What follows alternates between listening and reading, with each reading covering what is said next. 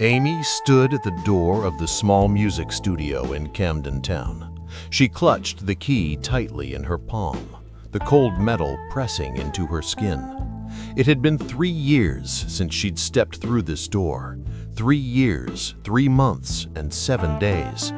She was counting because she had never forgotten that last moment in that room. It was on that humid October evening, just like this twilight hour, as the sun turned orange over Camden. She was inside the studio arguing with Marcus. Marcus, her producer, her friend, sometimes her advisor, sometimes her enemy. After the success of Back to Black, everyone expected something from her. A new album, a new hit, a new miracle. "You're not listening to me, Amy," Marcus had said, sinking into the armchair in the corner of the studio. "You're straining your voice. You're using your throat, not your soul."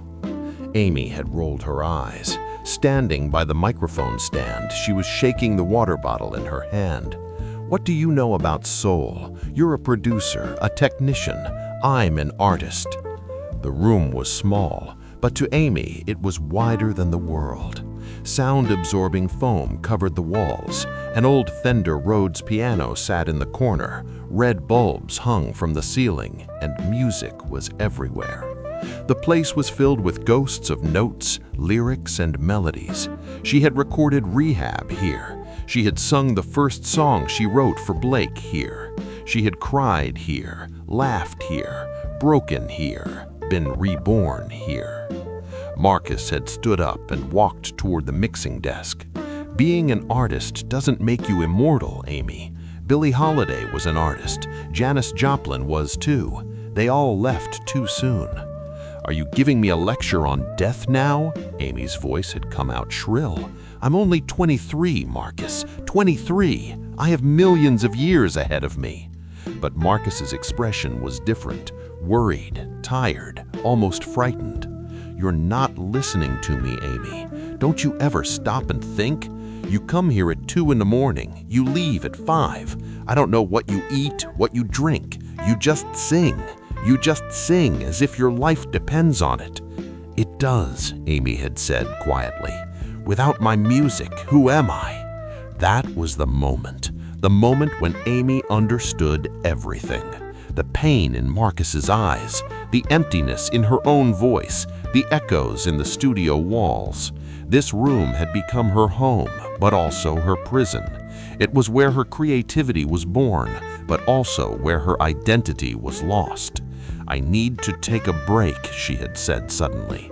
Marcus had looked at her in surprise. "What are you saying?" "I need to get away from here, from you, from this studio, from Camden, from everything."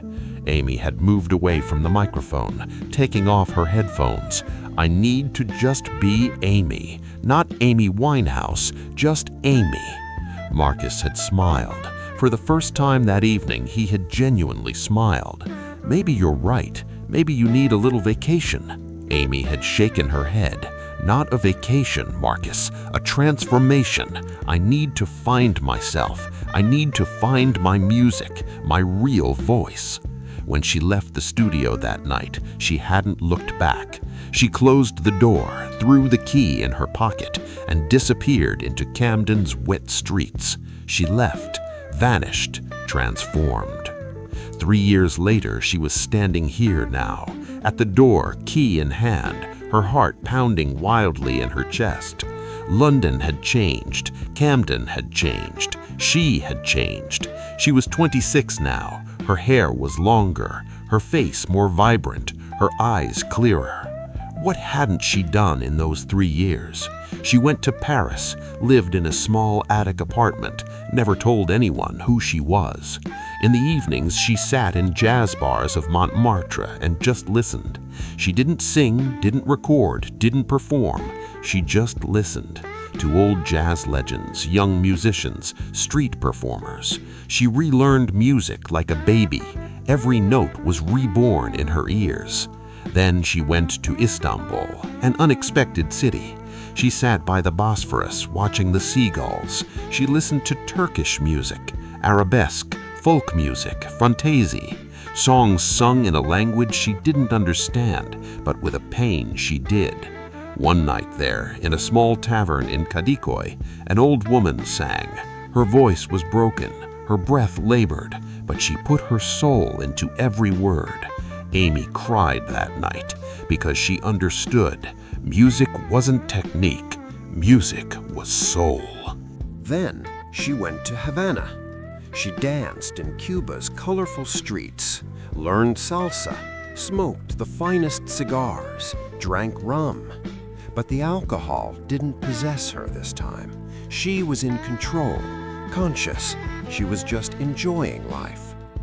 There she met Alejandro, a handsome Cuban painter. Alejandro taught her how to live.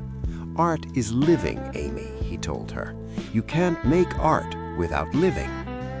And now she was here. She had returned to London, come to Camden, was standing at the studio door. But she couldn't go in because she was afraid that the moment she went inside, she would become the old Amy, that tired, broken, lost Amy. That's how the world knew her, but she was someone else now. She inserted the key into the lock, turned it. The lock clicked. The door opened slightly. It was dark inside, smelled of dust, smelled of old memories. She took one step and stopped, turned on the light. The studio was exactly as it had been 3 years ago, as if time had stopped. The microphone was still in the same place. The mixing desk was still in the same corner. The posters on the walls were still the same. But something was missing. Amy was missing. That old Amy, that broken Amy. She walked in slowly, caressed the piano with her fingers, pressed the keys. A note sounded, G, a pure, clean, clear G note. She smiled. Then another note, F, then E, then a melody, an unfamiliar new melody.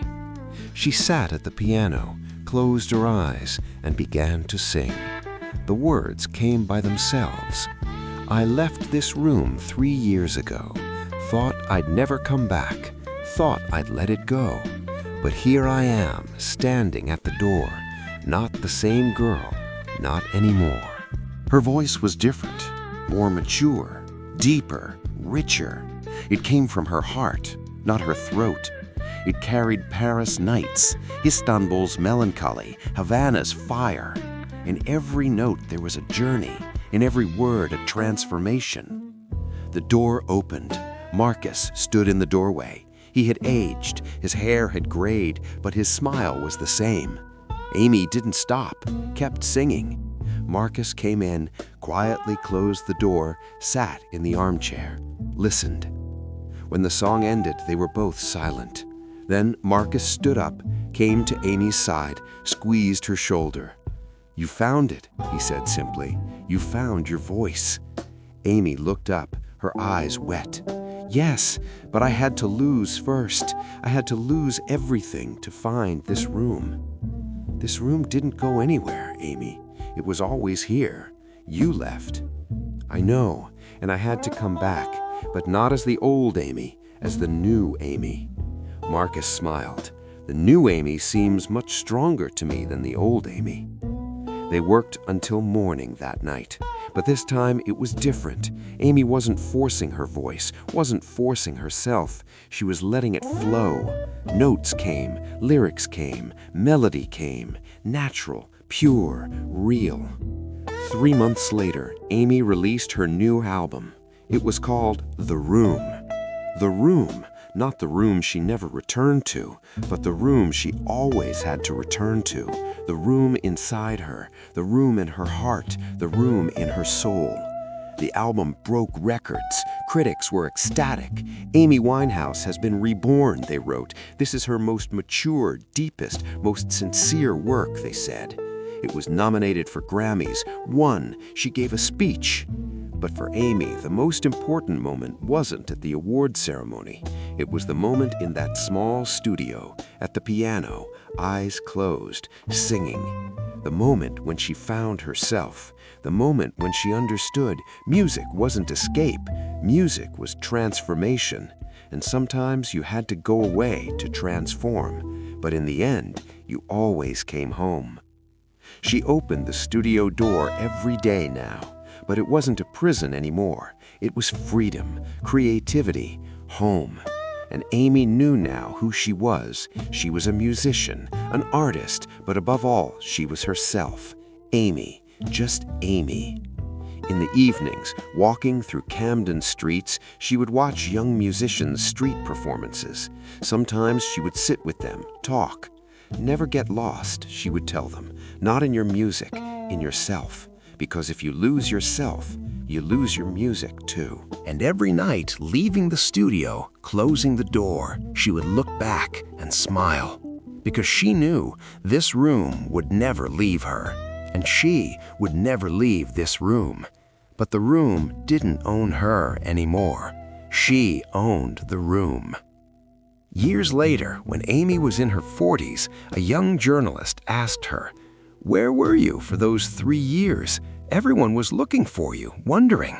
Some said you were lost." Amy smiled. "I wasn't lost," she said. "I found myself." And sometimes to find yourself, you have to leave everything behind, even the things you love most. What about your studio, that famous room in Camden? Do you still go there? "Every day," Amy said.